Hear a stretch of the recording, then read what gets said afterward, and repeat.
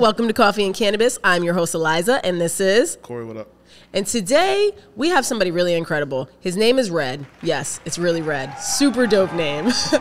And he is the Director of Brand Partnerships for Grav. Please give it up. Hey, what's up? Put some respect on his name. Thanks for inviting me over. Absolutely. So you already know how we do. Kick it off. Today's episode is sponsored by the law office of Rosemarie Matos. So, you know, she came and blessed us with some gifts, and then she's going to sponsor this episode. And then for the coffee that we are drinking today is Eric LeGrand's coffee. Incredible football player. Shout out to Rutgers. He now owns a coffee shop in Woodbridge. Please go support, patronize. And incredible. a whiskey brand. That's new. Yeah. Shout out to Eric. And what else we got?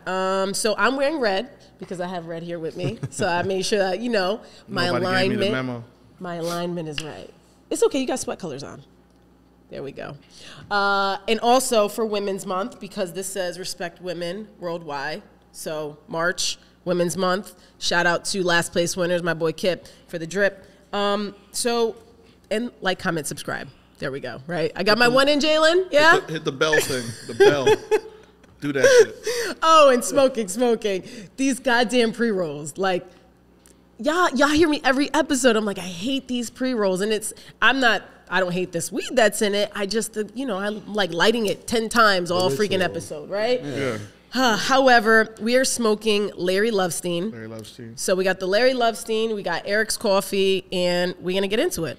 So I know that you have experienced both the West Coast and the East Coast cannabis industry, which is incredible. And you were living in Cali, but now you're living in New York City. Can you just tell us like about your journey in cannabis? Because to be someone from the California market and come over to New York, New Jersey, and witness what's happening on this side, it must be really, really interesting for you. Tell us about your journey.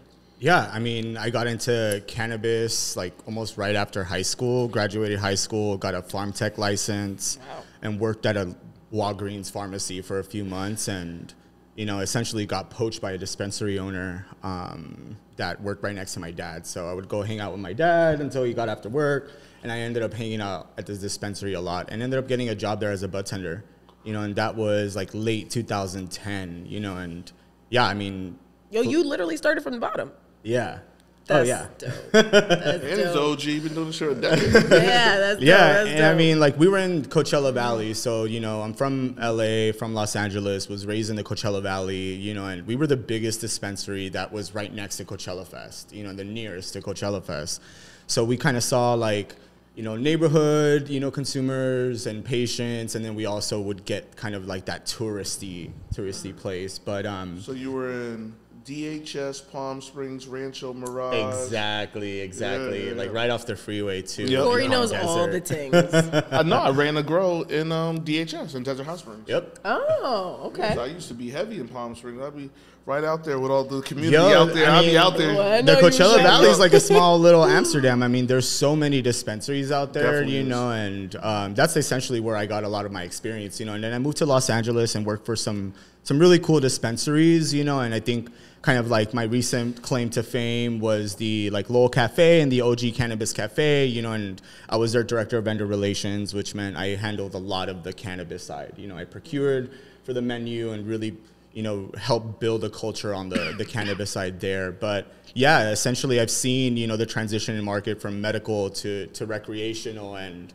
moving back to the East Coast, you know, it's kind of like stepping back into those days, you know, it's like starting over. Yeah, you know, like down to the events, down to like how, you know, you're getting cannabis, you know, and you walk into any place in New York, you know, I mean, go to Washington Square Park, people are literally set up there and are selling, you know, weed out of rolling trays, and they got little kits and edibles, you know, and although it isn't the regulated market, you know, people see the opportunity, you know, and I think that's cool, you know? Yeah. And thank you for wearing a Yankees hat, by the way. Because you was not about to go on this show and disrespect us. Shout out to the Dodgers in Cali. We love you, but we can't do that to our Yankees. But yeah, it's been interesting seeing, you know, the transition. I'm excited I think there's like a leg up. You know, I think one thing, you know, the West Coast didn't prioritize was like social equity, and it seems like that's, you know, the trend, you know, out here, which is which is great. You know, I think just having the conversation from a statewide level, you know, I think is so important, because in the medical days, Prop 215, you know, the relationship between the dispensary and the patient was a lot different, and it wasn't transactional, you know, and we were able to be a little flexible on pricing. You know, there was compassionate programs. That was an actual culture in dispensaries where, you know, we would give patients stuff on discount, you know what I'm saying? Like, or free at times, you know, and we could be a little flexible. You know, like my boss, you know, in the Coachella Valley would like encourage us to do stuff with the community. So we would host car washes if someone's family member died. Wow. You know, we would do stuff at our dispensary that was very community driven. We would show up to Chamber of Commerce meetings, you know, and like it wasn't big business. It wasn't, you know, and it was about like actually showing up to the community, you know, and it wasn't just so much like, you know, our dispensary we donated the most to the food bank in the Coachella Valley. We're the one, like small business that donated the most to the food bank and to the Desert AIDS Project, and we were just like really involved, you know, which got lost with recreational. All that shit got thrown out the window. It became about dollars, you know, and it became about a big race to the top or bottom, who knows, you know, but it's a little different. So I think I'm rooting for the East Coast. I'm rooting for you guys, you know, and I'm really rooting for this prioritization of social equity, you know, and having the conversation is important. Yeah, well, I'm just grateful to have incredible resources, you know, because obviously Corey has been in this industry for quite a bit, but, you know, me having a relationship with you, and I come from the policy space. You know, I did time in the military. I was in the reserve, but on the civilian side, I worked in policy. Yeah. And my way of navigating that was always like, I am young enough to bring new ideas, fresh ideas that are more equitable, but also best practice is important, right? Learning from others, learning from other states. How did they do it? What was criticized? And how can we learn to take their mistakes and make it better?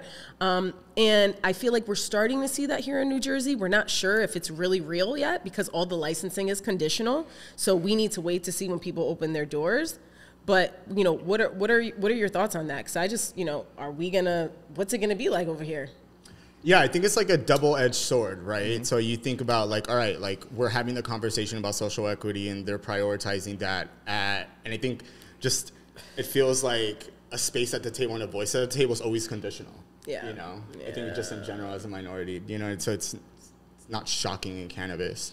You know, but I think there's a couple things. I think it's great that like we're able to have the conversation and where you guys are able to say why you are first. Yeah. You know, and I think that's just so important for normalization, you know, and I think, but then there's also the idea that like, okay, like you look at the cannabis scope, the whole states, you know, and it's like 14 companies own the majority of the businesses and like actual licenses, right? So like it's actually conglomerized, you know, and it's actually meant to exclude small business. So it's like also prioritizing and putting people first potentially also means like having you guys build a model and make all the first mistakes. Well, big cannabis is dying. You know, you see MSOs. I think the biggest mistake that MSOs have made is going public, trying to be publicly traded. And they're taking on shitloads of debt. And, you know, as we normalize cannabis, that peak of like, oh, everyone's buying, you know, plateaus. Yep. And you realize you have too many MSOs. A lot of them have too much debt. And I see the industry swaying more to local, to you know, more mom and pop, more boutique. Bespoke boutique. Yep. You know, support your local dealer. And buy weed from women. Yeah. Ask where your weed comes from. Yeah, but you know the what I would love to see is, and it's hard because that it comes with some level of legalization of, you know, more quality and testing and things of that nature from the more boutique level, right? Because that's the main thing. You see the difference between someone buying from a dealer and buying in a store is just that little sticker on the back, right? The testing and all that kind of stuff. But the reality is the fire is usually with the local, right? Like exactly. Yeah. So you know you're trying to like, dang, I want the fire, but I just, you know, is it tested? Is it good? You know. Yeah. But that fire is usually with the local, the boutique weed. You know, and we see it. You know, it's definitely a difference of buying that boutique stuff, like shit, what Hatham brought up in here was nuts. Yes. That shit had me on my ass. Versus, what you buy an MSO. Yeah. It's just the reality of it. Well, I think it's really incredible that you started off as a bud tender and you are now the director of brand partnerships. So I see that a couple ways. I break it down as that means that you're great with people, right? Because you are a connector, you're building relationships, and because you're in that position and community is so important to you, you are going to prioritize that in the partnerships that you build, which is very strategic and very intentional, right? But we talk often about ownership, representation, and ancillary businesses, just things that people could do. But you really started from the bottom and climbed the ladder. Like Corey jumped in kind of high because he was already high in the other stuff that he worked in pharma and he was high up. So he just transitioned over. But you started at the level of a bud tender to a director. And people out here think that they can't make plays like this. Everybody got to own a dispensary. Everybody got to do whatever. Like you still I'm sure you make great money as a director. I worked as a director. I knew how much I made that I quit my job and walked away for cannabis. So I hope that the planning board loves us. But you know what I'm saying? Like, please, I want people to be inspired by the fact that you can work and climb and make it to the corporate side or the executive level. Talk about that, please. Yeah, I think I definitely think two components of it. I think passion. I think there's just something about having a skill set and being good at being a bud tender, but then what up levels you up is always your passion. What makes you, and I've always been super passionate. I think that translates and has always translated in my work, and it's made an impression on, how we interact with our store, what the relationship is with my job, so and then kind of technical, I think one thing in this industry is that where it's ever growing, and bud tenders can wear multiple hats. I think everybody in cannabis wears a couple hats at their job. Yeah. And that's it. So I think one thing is I wanted more out of my experience in the industry. So as a bud tender, I wanted to become a manager, a sales leader. And then once I had that position, I wanted to become a buyer and I wanted to become a procurer, and that was where I felt I was the best at.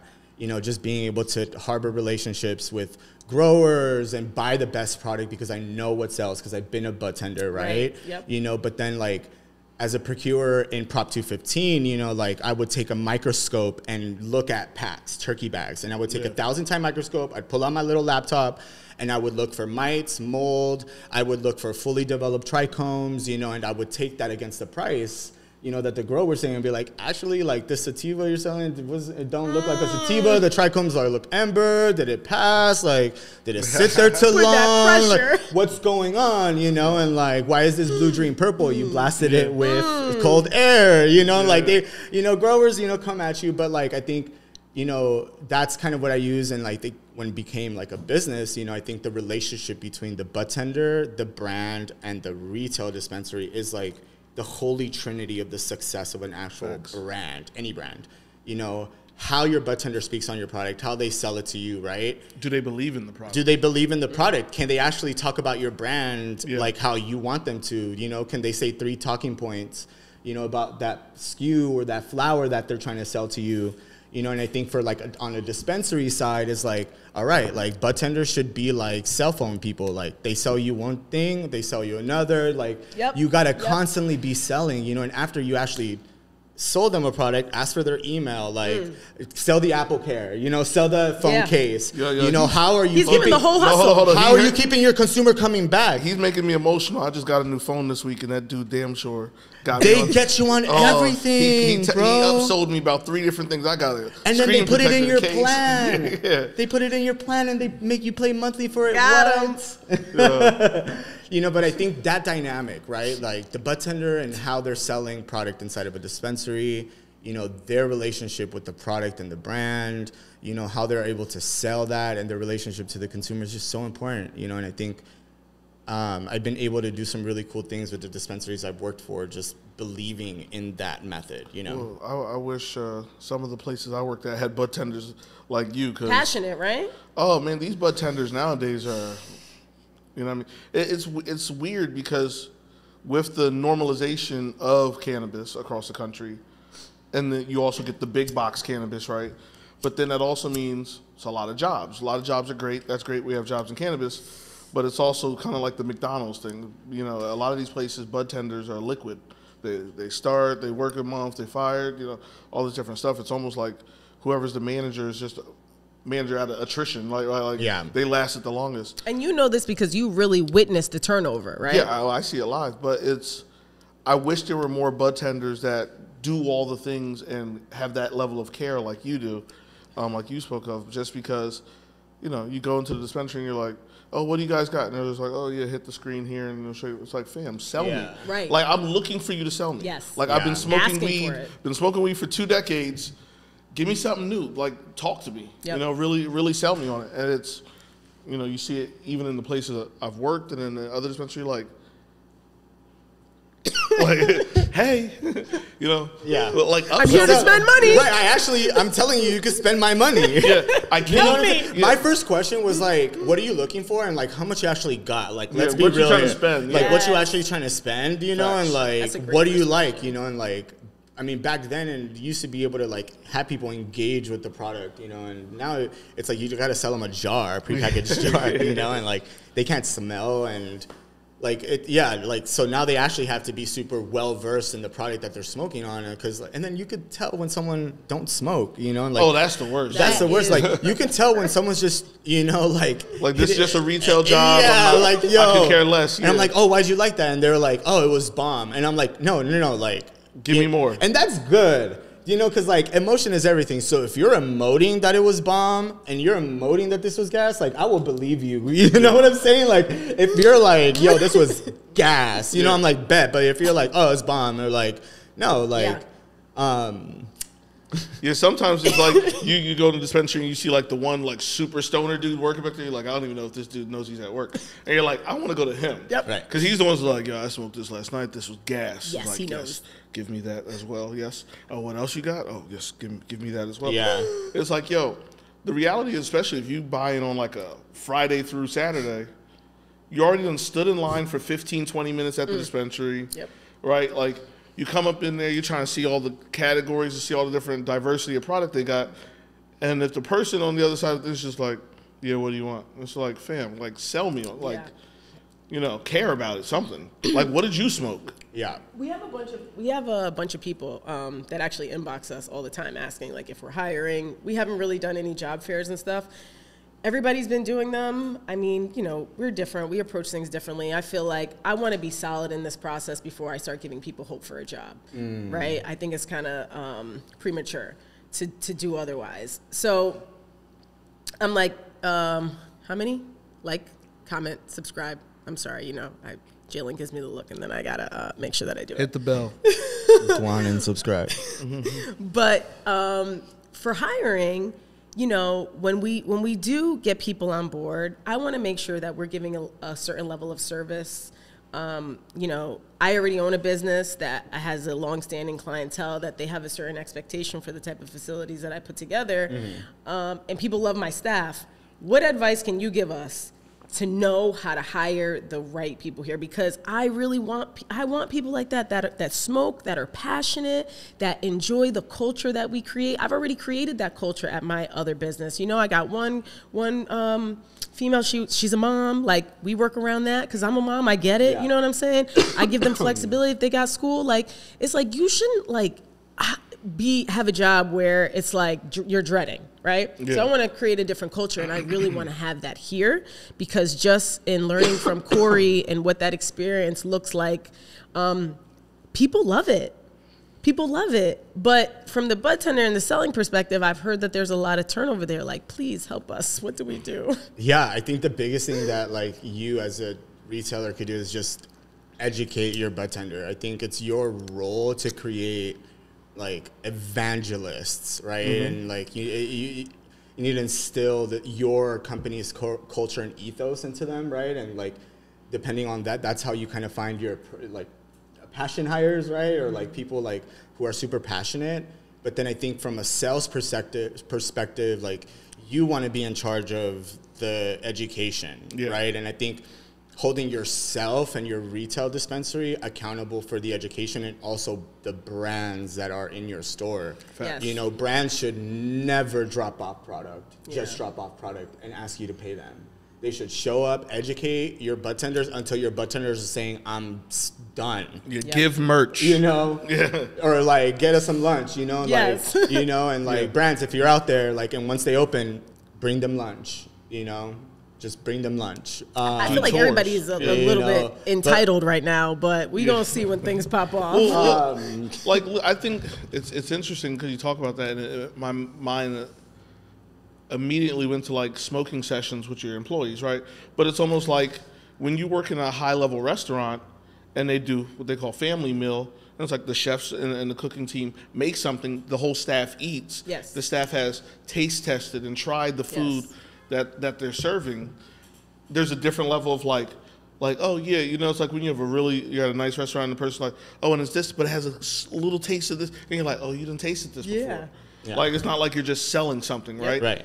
It's like I definitely see us having product sessions with our employees of like, no, we all gonna sit here, we're gonna roll up this new weed that we brought in, and we gonna see how we really feel about it, right? You gotta know your product. And that's super important too, but then I think there's gonna be people who like are sales forward, right? Yeah. And like who, like, you think about like the cell phone realm, you know, I made that comparison, and I like that because they have a sales theory, you know, and like in cannabis, I think that if you focus on like engagement with consumers, like become a 5-minute friend, identify a tolerance, what they're looking for, you know, identify a budget, and sell them on it, and then never stop selling after they're like, what's my total? Like email, SMS, right? Yes. Promos, pop-up, what's tomorrow's deal, right? So like I think those things, like teach your employees, become a 5-minute friend with your guests, you know, like learn to hear and like care about them, right?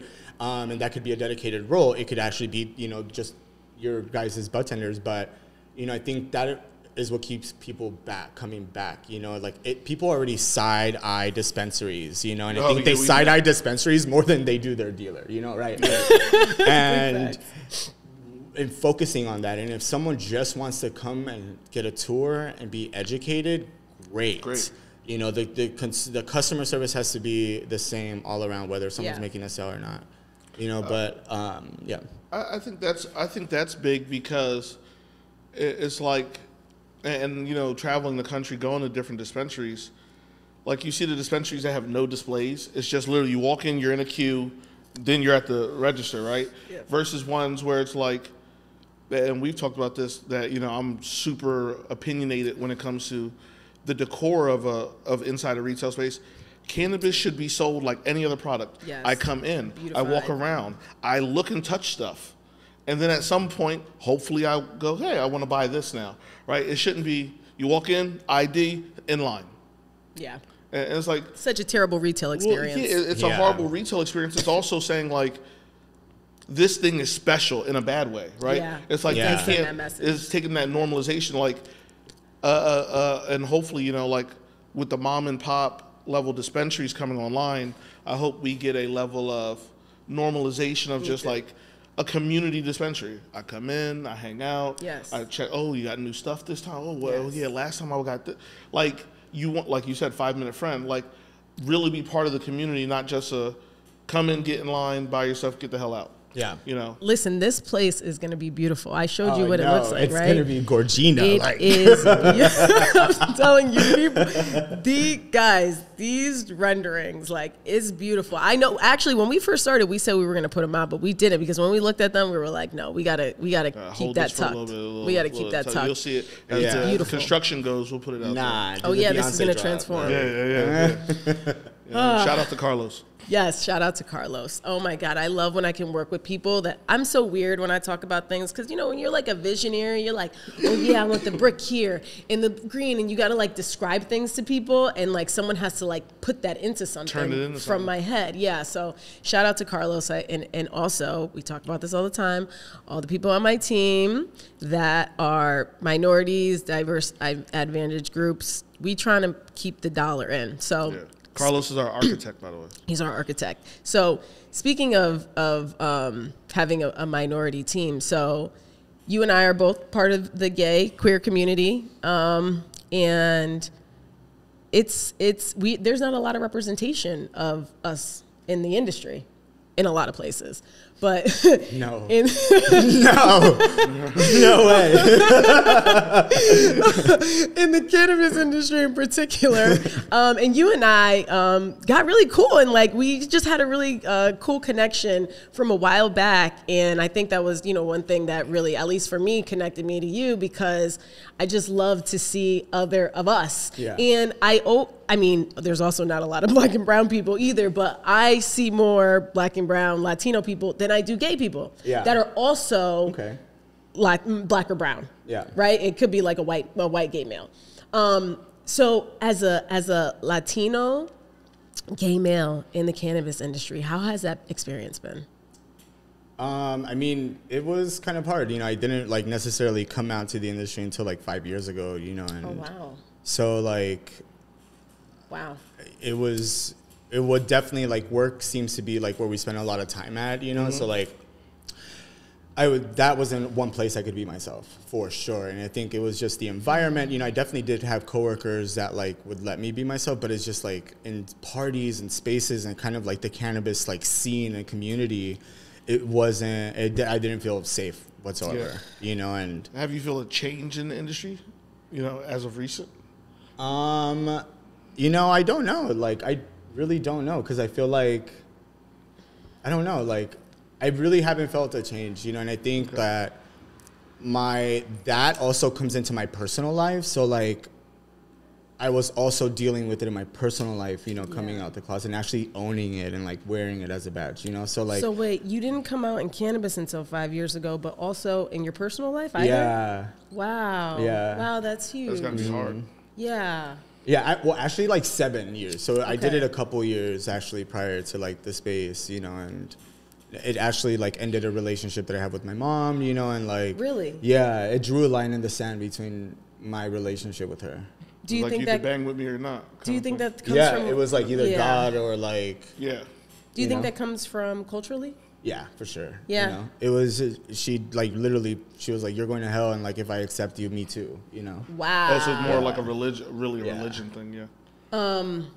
I dealt with that same challenge. And my mom and my grandmother, and my abuela is like my heart. They wasn't cool with it. And for the longest time, like girls that I would bring around, like they'd be like, that's her friend. And, like it's weird. It sucks. And, to feel like you can't like be your own self. And to your point, at work, you really spend most of your day at work. Yeah. So to not be your full authentic self at home in your personal life and then go to work every day and have to keep that bogged down, that sucks, man. Yeah. And I mean, like, it definitely did. I still dated, like, at that time, women, so, like, it's still trying to keep up those appearances, but, like. He was living in front, for real. Yeah.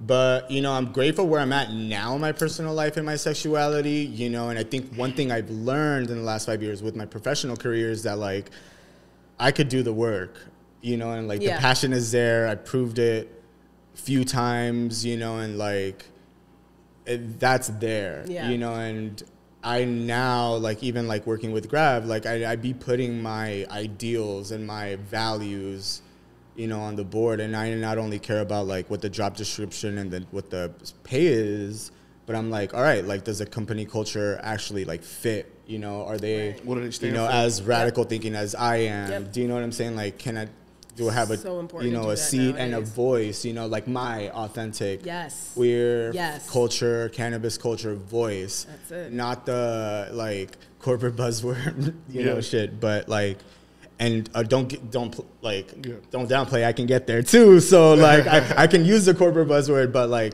I'm able to be my authentic self, and I think I prioritize that now with who I work with, Yeah.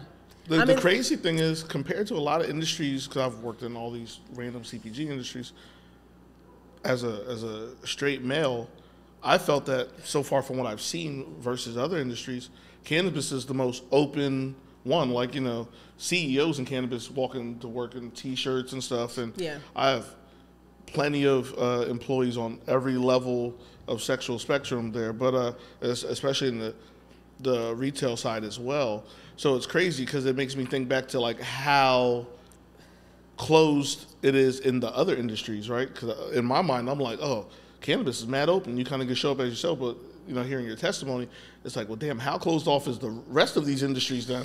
So, like, okay, that's my experience, like, and I never felt it, and I think there's a level of my identity that can be coded, and, like, I really necessarily, like, I can pass as straight, like. Yeah. And, but then I think about, like, in my community who isn't, and, like, their experience, and I think there's, like, really famous drag queen called Laganja Estranja, who has been very open lately about her experience initially in cannabis, and she is her whole identity in drag, is built on her loving cannabis, and she is a working queen, and, like, she actually, like, isn't just, like, a niche, like, campy, she actually, like, is super talented, but then she speaks of, like, going to high times, and, like, performing, and then, like, the general audience just being like, what the fuck, and and that it has changed, and, like, there is a lot more awareness now, but, like, I think when I think about my experience, I also think of it as, like, I was able to, like, not feel safe and, like, also deal with my personal stuff. So I was like, okay, I was okay with being coded because I'm already doing that at home. Right. So, I mean, I guess, but damn, so in both places, in both spaces. Corey, let me tell you something. I mean, he's been, how many years did you say you've been in the industry? Since almost like 13 years, since 2010. 13 years, okay. So you're an OG. So that's your experience for a while, and you said it's been 5 years. So, Corey, I do feel like I can show up as myself in this space. I love this space for that, actually. There's still not a lot of gay people. Well, you were in the military, let alone talk about don't I was in the military. Right. So you're like, I wonder what other spaces are like. I'm like, bro. No. Yeah. Yo, and people, I'm telling you, I remember on my first deployment, there was this kid that I used to talked to a lot, and he was a country boy, but he was like a sweet kid, and he was from Kansas. He used to always wear this patch. We wear our patches on our uniform, and I had my Puerto Rican flag, and it was something that we connect with. He had this patch, and it said Kansas. It was for Kansas, and he would tell me, like, I only got one stop sign and one stoplight. I'm dead. And he was like, I ain't never seen a Puerto Rican. And he's like, and gay, like, and it was so innocent. But it was so fucked up because I'm like, yo, I'm like an alien to this motherfucker. Yeah, like, but I had to be like, and maybe in life now, I changed his life. Like, maybe I changed his perspective. Shit, maybe he would have Latin or black girl now. Like, maybe the military changed him. But it's just so crazy that really exists out here. So, yeah, it was super tough. And then, again, back to me being in the policy space, it was in security and law enforcement. So it was nothing but old white guys. Yeah. I was not seen at all. So yeah, I love cannabis because I feel like I can be myself. I can be my bright, eclectic, however people see it's me. Mm-hmm. I love it. I love to show up as myself. So, but you went through it in the early days. Thank you for being a pioneer and championing some of the challenges, right? and really paving the way. I mean, it's an incredible story. You're right. It is. And all right, so I did want to ask you one question. The name Red. So I was going to ask if you ever asked your mom why she named you that, but now you told me you have an estranged relationship with her. So do you know that? Do you know the answer as to why? Because your real name is Red, right? Yes, it is. So but that's a name that I changed my name to. I've always called myself Red, Okay. So like I do have a dead name, and but it's something that I've always called myself, since I love it. Birth, yeah. You see, I was like, I gotta get the red drink. And we have the same last name. We probably cousins or something, Right. Right. More than likely. Right. Yeah. Like we're from the island. Is your family from? Yep. We're always connected. This kind of big too. What? L.A. or New York? What do you mean? Like in cannabis, and if you work long enough cannabis, you're gonna be in L.A. I can't stand L.A. I said it. I'm sorry. I've been there mad times, obviously, working for MedMen, who's headquartered there. I don't want to slander LA, but I don't really like it either. I do not like LA. I don't like it. But like I got a lot of friends that left over here to go live in LA. San Diego, and like they're like, well, I'm never coming back. Yeah. I'm like, fan, it takes you an hour car ride to go from one town to the like next. Like the vibe It's is just the same wrong. here too. Yeah, it's just a different honestly vibe. the same. Like Okay, borough to but- borough is minimum an hour. You're right, but we got 2 lanes on 2 highways on an island. Y'all got 7 lanes. It's like drive. It's like apples and oranges. I think It's that so like it's definitely is a polar. It could be both. I couldn't get with the vibe. I went out, tried to go to a club. I Everything's know, just it like wasn't for me. I will I'm say that good. the diversity in the East Coast just hits. There's nothing like Yes. you see way more people of color. Like it's just unmatched. And I think as diverse as Los Angeles is, it's like not New York. It's not out here. New York is like right on whatsoever. top of you. It's like you better like hold 'Cause, that, like, that even, dude like- speaking Hindi, that's Spanish over there. It's like boom. Mm-hmm. And I like the speed of the East Coast. Yes. Yeah, I couldn't do that. LA. Me too. I couldn't do it. Yeah. And But I they all do kept love trying to San make me drink Diego. kombucha. I love San Diego. San Diego is the most beautiful place in the world. Actually, Dubai is the most beautiful place in the world. But it's a beautiful place in America. You don't like San Diego either? I've only been there like once for a minute, so I don't have an opinion on it. San Diego's nice. They got some nice parts They out have the there. best weather on the planet, like all year, perfect Yeah. weather. Yeah. Perfect weather. Perfect. All right. And what else is perfect is, you don't know Jack. Oh God. So let's get our questions popping for Corey. So how do you differentiate your brand from competitors in an increasingly crowded market? First one, have fresh flower, have fresh product.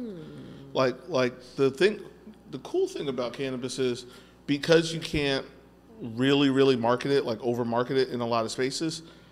Cannabis has a really strong Reddit community, and Yes, it does. when you get in there with the Redditors, they give it up, right? They keep it a buck. Yes. So it's like if you're selling good product, people will know. Like it's not going to be a secret because the Reddit community is going to be on there doing their thing, talking about like, oh, they got fresh flower, they're testing at this, It's weird. I have funny feelings about brands in cannabis. If you're really a brand of the culture, in the culture out there, doing stuff.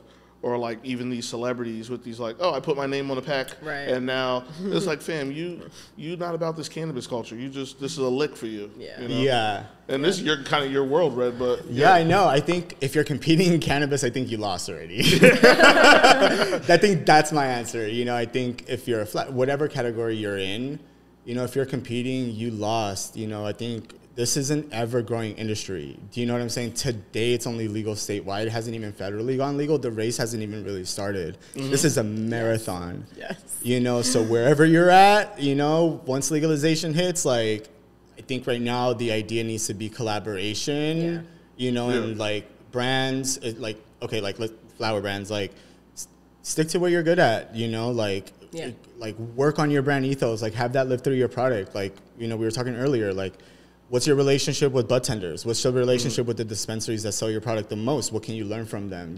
Like, are you sitting in there and talking about your brand and how they could grow or what you can learn? I think I like the collabs, like you're saying, I like do the too. Cookies Gauge one and Yeah. all the different collabs. I think that's good because that's like, like you said, being good at what you're at. Like if you grow good flower, link up with an accessory brand or this brand and like really do it. It doesn't have to be. It needs to be more community. Yeah. That I think that's the main thing with cannabis. When you're out here really doing it or really smoking and like it's a culture. Yeah. The cannabis has its own culture, and I think your brand has to kind of show through that. Like I'm actually of this culture. Yep. You know? It definitely does. Which brings me to the next question, which is how important is authentic? This is great, actually, because you and I talk about this all the time because some people are in this industry and they don't smoke or they're portraying to kind of be something else or embellish on something. So how important is authenticity and transparency when it comes to building trust? I think it's absolute. I think depending on what job you're doing in cannabis, you can't be in the cannabis industry and just have no connection to the plant. Yeah. Like seriously. Because at some point it's going to show, right? Even like, I've seen a salesperson that like, higher level sales, not just being a bud tender, and Like, oh yeah, I don't smoke, I don't do cannabis. It's like, how do you sell it then? Like, what are you talking about? Yeah, so I think that's a big part of it, is that if you want to be in this industry and of this culture, be actually part of it, right? Yep. You know, and doesn't mean you got to be an everyday smoker. I'm not even an everyday smoker, but you know, feel it out, really be part of it. I think that is the authenticity. It's like in the 90s where it's like, if you were a gangster rapper, are you really a gang? Like, you know, are you living it? It's like, are you living your lyrics, right? Right? So it's like, are you living your lyrics? Somebody gonna find out that you ain't thugging. And cannabis is kind of like that, where it's like, all right, you're here. You passing the smell test on it, I don't know. Right? Like, so I think that's the biggest part of it. Yeah. No, I think authenticity and transparency is the rubric to great relationships, you know, in cannabis and personal relationships. Like, you will go the long way with relationships if you're authentic and transparent, you know, and I think that breeds the best everything. You know, big facts. Yeah. Well, thank you for joining us. I'm so glad to be able to share your story. You want to tell people like where to find you, follow you, all that good stuff? Yeah, I'm Here's Red on Instagram. Oh, Oh, that's a hard IG. Yeah, Here's Red. He got that early on. He got the IG just as early as he's been in the weed industry. Anything else? No. All right, cool. Check him out. Put respect on his name. Yes. Buy the products. All right. Get that commission up. We out. Peace.